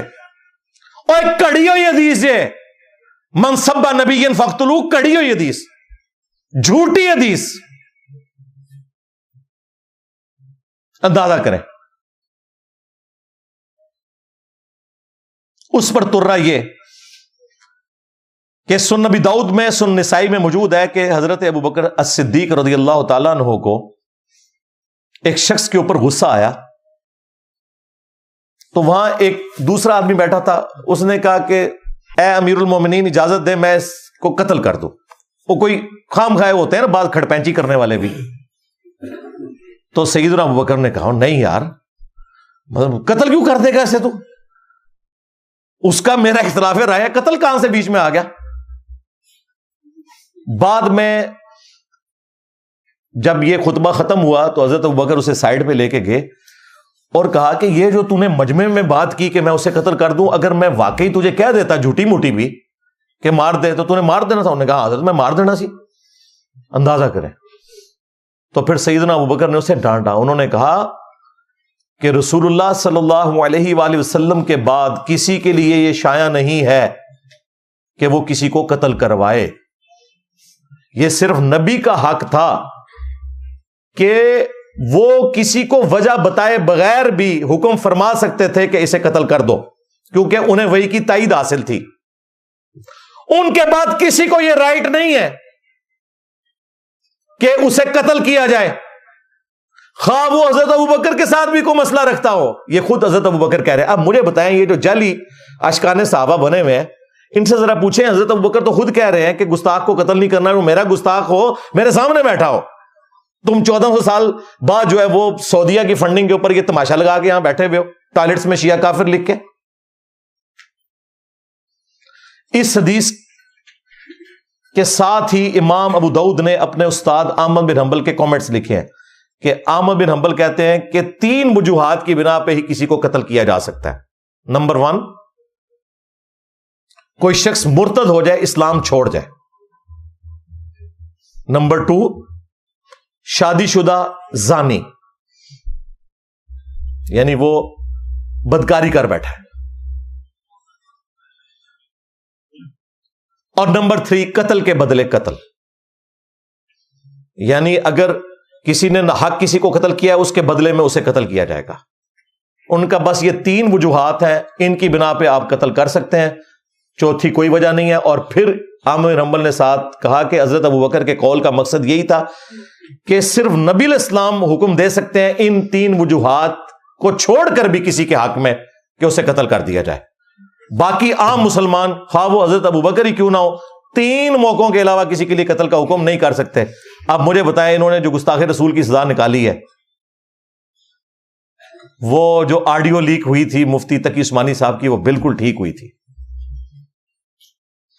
اسی ابو داؤد اور نسائی کے اندر وہ حدیث ہے جو یہ لیے پھرتے ہیں جی 4 لوگوں کو غلاف کعبہ میں بھی پاؤ تو قتل کر دو. وہ 4 لوگوں کو قتل کرنے کا حکم کس نے دیا تھا؟ نبی صلی اللہ علیہ وسلم نے.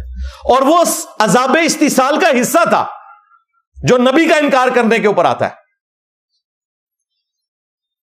وہ یہ نہیں ہے کہ دیوبندی ہے تو قتل کر دو, بریلوی ہے تو چھوڑ دو. ان کے تو قتل کا معیار یہی ہے نا, وہ تو چیز ہی کچھ اور تھی. حدیثیں اٹھاتے ہیں, اس میں خود سے رنگ بھرتے ہیں اور زڑ نکالتے ہیں. اور جی بخاری مسلم میں حدیث ہے, کعب بن اشرف کو قتل کروایا تھا نبی علیہ السلام نے. جی کعب بن اشرف وہ یہودی تھا جو مسلسل مسلمانوں کے ساتھ ظلم کر رہا تھا, اور مسلمانوں کی اور یہودیوں کی ایک کولڈ وار جاری تھی, اس میں ان کے سرغنہ کو نبی علیہ السلام نے قتل کروایا. نہیں, وہ گستاخ رسول تھا, اور گستاخ رسول تو سارے یہودی تھے. عبداللہ ابن ابی رئیس المنافقین, اندر سے یہودی اوپر سے مسلمان, کیا وہ گستاخ رسول نہیں تھا؟ اسے کیوں نہیں قتل کروایا اللہ کے نبی نے؟ لو سامو, الٹا بخاری مسلم میں آتا ہے جنازہ خود پڑھایا, لعاب دہن ڈالا, کرتا مبارک کفن کے لیے دیا. پھر اللہ تعالیٰ نے آیات نازل کی. اللہ تعالیٰ پہلے بھی کر سکتا تھا کہ آپ ان کے لیے 70 دفعہ بھی مغفرت کریں, ہم ان کی توبہ قبول نہیں کریں گے. آندہ آپ نے کسی منافق کی قبر پہ کھڑے نہیں ہونا, نہ اس کے لیے دعا کرنی ہے. لیکن نبی علیہ السلام کی زندگی میں اس کی تکلیف کی وجہ سے تمام صحابہ کو پتہ چل گیا تھا یہ منافق ہے. بخاری میں آتا ہے حضرت عمر نے کئی دفعہ اجازت مانگی کہ یا رسول اللہ اجازت دیں, اس کا گلا کاٹ دوں میں. آپ نے فرمایا چھوڑ دو, لوگ کہیں گے یہ اپنے ساتھیوں کو قتل کرواتا ہے. اس سے بڑا تو کوئی گستاخ رسول نہیں تھا نا. تو دقت نظر سے چیزوں کو دیکھا جاتا ہے بھائی, اس طرح نہیں ہوتا. بخاری مسلم دونوں میں موجود ہے, ایک بدری صحابی تھا ابن ابی بلتا, اس نے نبی علیہ السلام کی مخبری کر دی, مشرکین عرب کو بتایا کہ عنقریب نبی علیہ السلام مکے پر چڑھائی کرنے والے ہیں, تو یہ جو میں نے حضور کا راز لیک کیا ہے نا, اس کے بدلے میں تم نے میری جو وہاں پہ جائیداد ہے, ایسٹس ہیں, ان کو نقصان نہیں پہنچانا. اللہ تعالیٰ نے وحی کے ذریعے بتا دیا.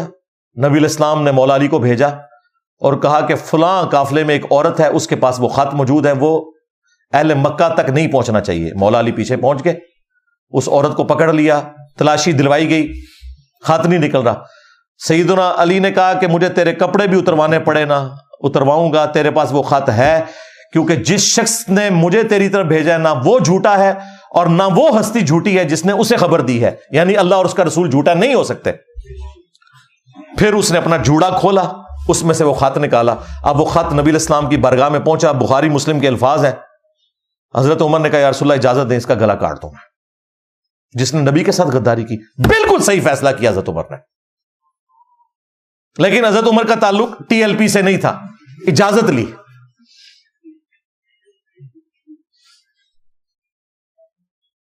آپ نے فرمایا عمر چھوڑ دو. بدری اصحاب کی اگلی پچھلی غلطیاں اللہ تعالیٰ نے معاف کر دی ہیں. یعنی اس نے یہ جو کچھ کیا اگرچہ کی غداری, لیکن دنیا سے مغلوب ہو کر. اب یہ فیصلہ آج کوئی نہیں کر سکتا. اس زمانے میں تو نبی علیہ السلام کو وحی کی تائید حاصل تھی. پھر سورہ ممتحنہ کی آیات نازل ہوئی ابن ابی بلتا کے بارے میں کہ اللہ اور اس کے رسول سے بڑھ کر کسی کو آپ دوست یار نہیں رکھ سکتے. इस हदीस के ऊपर इमाम बुखारी ने एक चैप्टर की हेडिंग में इस हदीस को लेकर एक शरई मसला बयान किया है कि अगर कोई शख्स किसी मुसलमान बदरी सहाबी को भी अपने इल्म की बुनियाद पर मुनाफिक कह ले, हजरत उमर ने कहा था इजाजत है मैं इस मुनाफिक का गला काट दूं, तो उस पर फतवा नहीं लौटेगा। यानी हजरत उमर ने जो एक सहाबी को मुनाफिक और काफिर कह दिया, उन पे फतवा नहीं लौटेगा, क्योंकि उन्होंने दलाइल की बुनियाद पे यह समझा। यह मसला इमाम बुखारी ने अखज किया है। इसी की बुनियाद पे मैंने कहा था कि नबी इस्लाम के मुबारक जमाने में भी अगर कोई शख्स किसी बदरी सहाबी को काफिर कहता है अपने इल्म की बुनियाद पे, जो उस तक नॉलेज पहुंचा, तो वो काफिर कहने वाला काफिर नहीं होगा। यह इमाम बुखारी ने नकल किया है। जब मैंने मसला बयान किया तो देवबंद इंडिया से मेरे खिलाफ फतवा निकला है कि जी इसने कहा कि अगर आज कोई हजरत अबू बकर को काफिर कह दे तो काफिर नहीं होगा। जी बिल्कुल, हजरत अबू बकर के अपने जमाने में भी, नबी इस्लाम के जमाने में भी अगर कोई ये काम करे, किसने किया? हजरत उमर ने किया। लो सामो जाहिलो, तुम लोगों को फिक्र भी मैंने पढ़ानी है, बुखारी मुस्लिम भी मैंने पढ़ानी है। ये इमाम बुखारी को कह रहे हो? ये इमाम बुखारी ने लिखा है कि हजरत उमर काफिर इसलिए नहीं हुए कि उन्होंने अपने इल्म की बुनियाद पे एक सहाबी को काफिर कहा था, बदनीति की वजह से नहीं कहा था। इस तरह आज भी अगर किसी को अपने इल्म की बुनियाद के ऊपर किसी शख्स के बारे में मुगालता लग गया तो आप इल्मी इस्लाह करें, बाकी वो और उसका रब का मामला है। इस्लाम से निकालने के लिए जब तक अल्लाह, रसूल, आखिरत, खत्म नबूवत का कोई इनकार नहीं करता ना, वो बड़े से बड़ा भी कोई जुर्म करता है ना किसी और हस्ती से मुतालिक, वो मुसलमान ही रहेगा। हां, गुमराह हो सकता है, बिदती हो सकता है, जन्मी हो सकता है, काफिर नहीं होगा। ये दिक्कत नजर से मामलात को देखा जाता है। ये फौरन बगैर टिकट के चल पड़ते हैं। वो इंजीनियर साहब ने आया तो नसोए तू इंजीनियर साहब, असी तुहाडे फड़िया कुछ नहीं समझते, जाए लो। इंजीनियर साहब ने नहीं क्या बुखारी च लिखे है, उस दिन का सप सूंघ गया जे। और देवबंद ने जो फतवा निकाला था ना, मैं उस फतवे नाल जो कीती है ना, और फतवा तो मर गया। फिर उस तो बाद कोई सामने नहीं जाता, जो भी आंदा गालां कढ़दा जे, जाके कहा जी सुनना नहीं इंजीनियर को। जवाब कोई भी नहीं, किसी बात का जवाब नहीं। जवाब यह है कि इन्हें अहले सुन्नत के मनहज से भागना होगा। अगर ये कुरान, बुखारी, मुस्लिम को मानते हैं तो जो हम बयान कर रहे हैं वो तो लिखा हुआ है, तुम्हारी सारी कहानियां तुम्हारे बाबों ने तुम्हें पढ़ाई हैं, वो कहीं पर नहीं लिखी हुई, खुद बनाई हुई है, खुद साख्त है, झूठ के ऊपर मबनी है। इसलिए ऑडियो लीक्स होती हैं तो कुछ और बात निकलती है। जब अपना मुफ्ती गुस्ताखी करता है तो कहते हैं तौबा कबूल है, जब कोई और करता है तो कहते हैं नहीं जी तौबा तो अल्लाह की बारगाह में है, दुनिया में तो सजा एस्टैब्लिश होगी। तमाशा बनाया हुआ इन्होंने, धोखे में रखा हुआ है आप लोगों को। ना ये दीन के हैं और ना ये दुनिया के हैं, ये सिर्फ चंदे के हैं। दुनिया में भी बंदा कोई रूल्स एंड रेगुलेशन के साथ चलता है, वो कोई नहीं। इनको चंदा चाहिए, झूठ बोलना पड़े बोल लेंगे आपके साथ। इस तरीके से आपको मुख्तलिफ चीजें बता देंगे, हालांकि उन आयात का, उन अहदीस का कोई लेना देना नहीं है इनके किसी मौकिफ के साथ। इन्होंने खुद साख्ता चीजें अपनी बनाई हुई हैं। ये टोटल इनके पास चीजें थी जो मैंने आज बड़ी तफसील के साथ डिस्कस कर ली हैं। इसके बाद कोई गुंजाइश नहीं है। हां, अगर किसी ने कोई इल्मी दलील नहीं माननी, जज्बात के ऊपर चलना है, तो उसका तो कोई इलाज नहीं हमारे पास। हम तो सिर्फ इल्मी दलाइल रख सकते हैं। अब एंड पे मैं जो कुरान हकीम का यूनिवर्सल ट्रुथ है उसे दोबारा से रिपीट कर दूं। सूरतुल माइदा की आयत नंबर 32 में अल्लाह ताला ने फरमाया कि दो ही इस्तिस्ना है, या तो कत्ल के बदले कत्ल होगा या फसाद फिल अर्द की सजा होगी, कि किसी इंसान को कत्ल किया जा सकता है, वो भी जुडिशरी के थ्रू, आम आदमी नहीं कानून हाथ में ले सकता।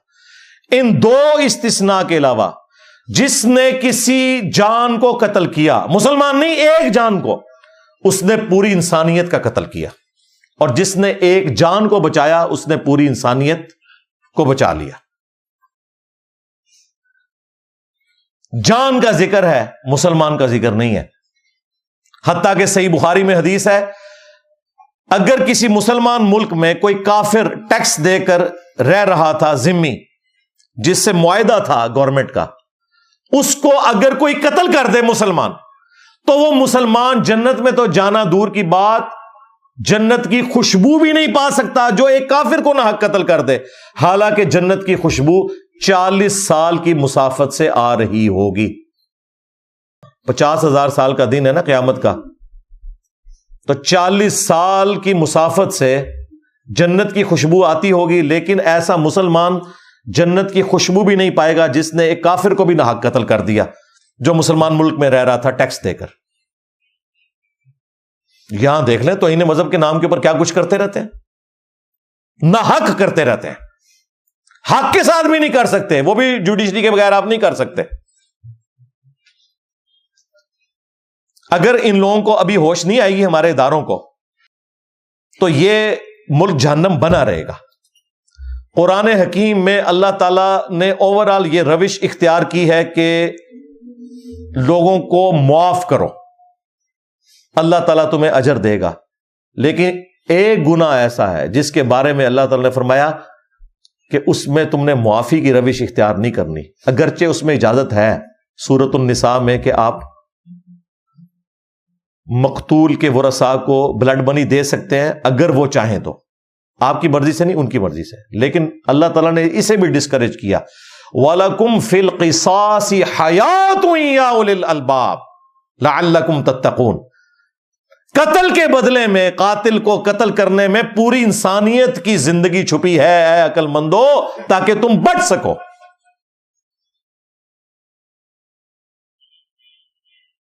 یہ ممتاز قادری ٹانگا گیا تھا تو سکون ہوا ہے, ورنہ ہر کوئی ممتاز قادری, جتنے بے روزگار بچوں کے ماں باپ ہیں نا, ان کی خواہش ہوتی کہ یہ بھی ممتاز قادری بنے اور میں بھی مزار بنا کے یاشی کراں, چندے پہ کٹھے کرتا جائے ان تک کو یہ بازار شروع ہو جانا سی. بخاری اور مسلم دونوں میں حدیث ہے, قیامت کے دن سب سے پہلے قتل کے مقدمے کا فیصلہ ہوگا. سب سے پہلے فیصلہ قتل کا ہونا ہے. جامعہ ترمذی میں اور سنن ابن ماجہ میں حدیث ہے, اللہ تعالی کے نزدیک ایک مؤمن کا قتل اس سے بڑھ کر ہے کہ کوئی پوری دنیا کو تباہ و برباد کر دے. پوری دنیا میں ساری خانقاہیں, ساری مساجد, ساری بابرکت جگہ, ساری حرمت والی جگہ آتی ہیں, یہ ساری برباد کوئی کر دینا یہ چھوٹا گناہ ہے. ایک مؤمن کا قتل اس سے بڑا گناہ ہے.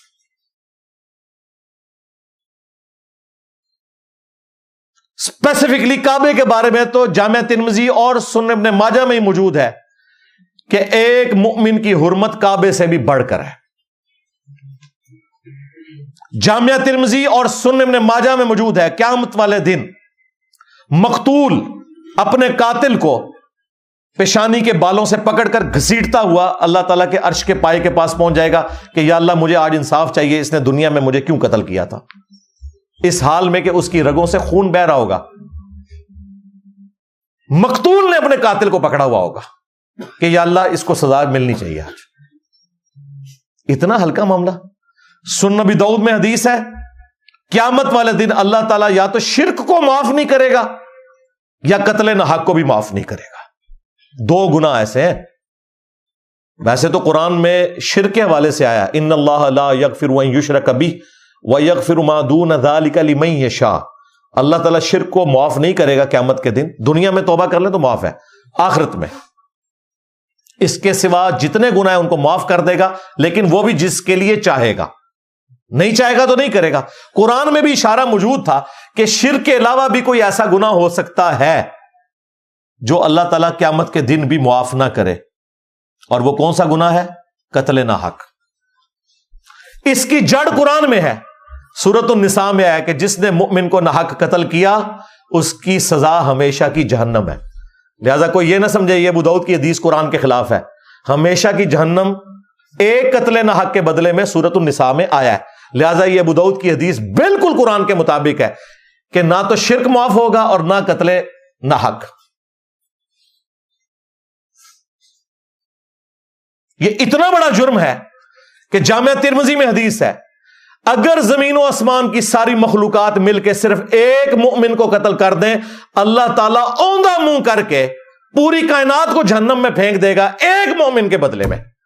اس سے بڑھ کر کوئی بات سمجھائی جا سکتی ہے؟ اس روایت کی سند میں کلام ہے, کچھ محدثین اسے صحیح کہتے ہیں کچھ ضعیف, لیکن یہ حدیث بالکل متن کے اعتبار سے درست ہے کیونکہ اس سے سپورٹو بخاری کی وہ حدیث ہے کہ سیدنا عمر کے دور خلافت میں ایک شخص کو ناحق قتل کیا گیا، اس کے بدلے میں حضرت عمر نے 7 بندوں کو قتل کروایا جو اس کے قتل میں شریک تھے، اور پھر فرمایا کہ اگر یہ پورا گاؤں بھی اس قتل میں شریک ہوتا میں سب کو قتل کروا دیتا ایک مومن کے قتل ناحق کے بدلے میں۔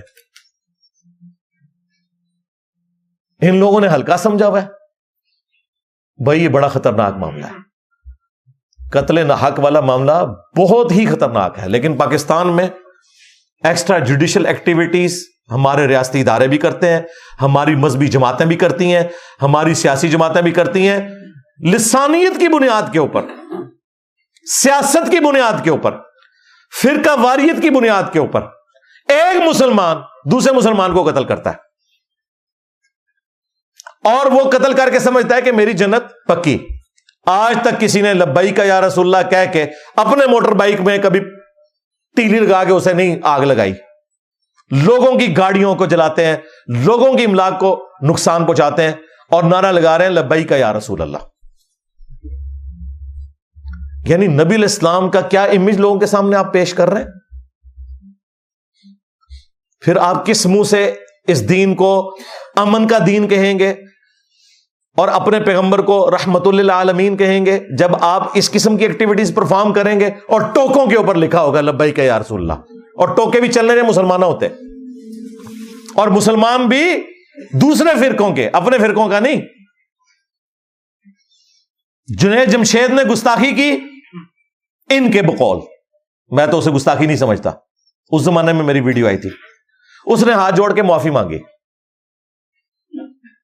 دیوبندیوں نے معاف کر دیا، بریلویوں نے معاف نہیں کیا کیونکہ وہ دیوبندی تھا۔ کچھ عرصے بعد عامر لیاقت کی گستاخی سامنے آئی، اس نے توبہ کر لی،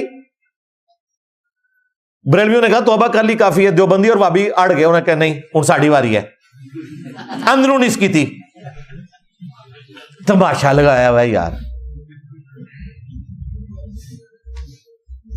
اور جب ہم لوگ یہ بات کرتے ہیں کہتے ہیں جی انجینئر صاحب جو ہے وہ نان مسلمز کا ساتھ دیتے ہیں، یہ مسلمانوں کے خلاف بولتے ہیں۔ مسلمانوں کے خلاف نہیں بولتا، جعلی مسلمانوں کے خلاف بولتا ہوں، بزرگان دین کے خلاف نہیں بولتا، بزرگان بے دین کے خلاف بولتا ہوں، علماء کرام کے خلاف نہیں بولتا، علماء کرائم کے خلاف بولتا ہوں۔ اور یہ انشاءاللہ میں بولتا رہوں گا کیونکہ یہ آپ کے اوپر جو اللہ تعالیٰ کی طرف سے آزمائش مسلط ہوئی ہے نا، یہ آپ کے بزرگوں کی حرکتوں کی وجہ سے ہوئی ہے، ہاں، اور یہ ٹلنے والی نہیں ہے۔ اللہ تعالیٰ جب کوئی بلا چھوڑتا ہے نا، ہاں، او پھر اگلے نو مکا کے پیچھے ٹل دی ہے، ذہن نہیں رکھنا۔ میرے نبی سا ہے ہی کوئی نہیں، تیرے بابے تھے شاہ ہی کوئی نہیں۔ اینڈ پہ میں پھر سے درخواست کروں گا اپنے طاقتور حلقوں سے، ریاستی اداروں سے، پولیٹیکل لیڈر سے کہ خدا کا نام لیں اور یہ 27ویں آئینی ترمیم میں 295C 298A کے اندر توبہ کی شیک شامل کریں، اور یہ جو میں نے ساری گفتگو کی ہے اس کی بنیاد کے اوپر کوئی کاؤنٹر نیریٹو لانچ کریں۔